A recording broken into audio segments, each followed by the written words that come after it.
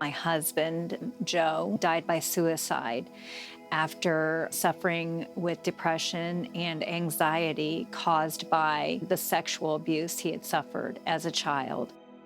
The most important thing that I want people to understand is that the effects of childhood sexual abuse is something that never goes away.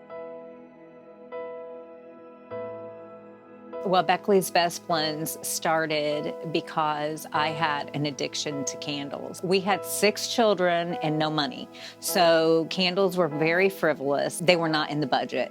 Joe recommended to me that I learn how to make my own.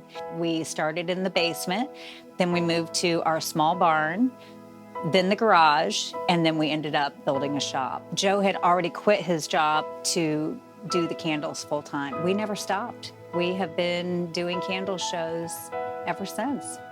It wasn't until probably the winter of 2014 that I really started to understand that Joe was suffering from depression. But I had no idea what the source of the depression was for all of those years. I just thought it was the winter blues. In November of 2018, Joe finally told me the source of his depression and that he was having memories of being sexually abused as a child. One of the things about mine and Joe's relationship is that we were so close. And I was so confused when he shared this with me because he had been keeping it from me for so long, and it was because of the shame that he felt around it. I had promised Joe that I would never share his secret, and I had intended to fulfill that promise.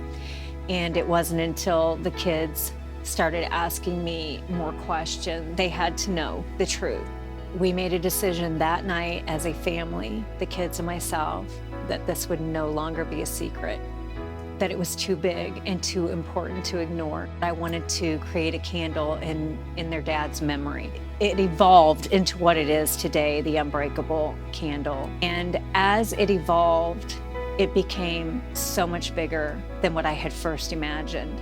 And I truly felt that God was guiding me and leading me in the direction that I needed to go. I thought, well, this is something that we could use to make money for an organization that is doing some good that would mean something to Joe and to us. I ultimately decided that the source of the depression and the reason for the suicide was the fact that he was sexually abused as a child.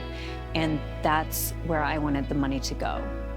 I just felt like you have to get to the root of the problem in order to make the change. I had asked Danielle, she's our middle daughter, if she could do some research and find an organization that she felt that was going to have integrity. She found not today. It became very clear that we have the same mission to educate people, especially on the signs of childhood sexual abuse. If this can happen to somebody like my husband, Joe, who was the strongest man that I knew, then it could happen to anyone.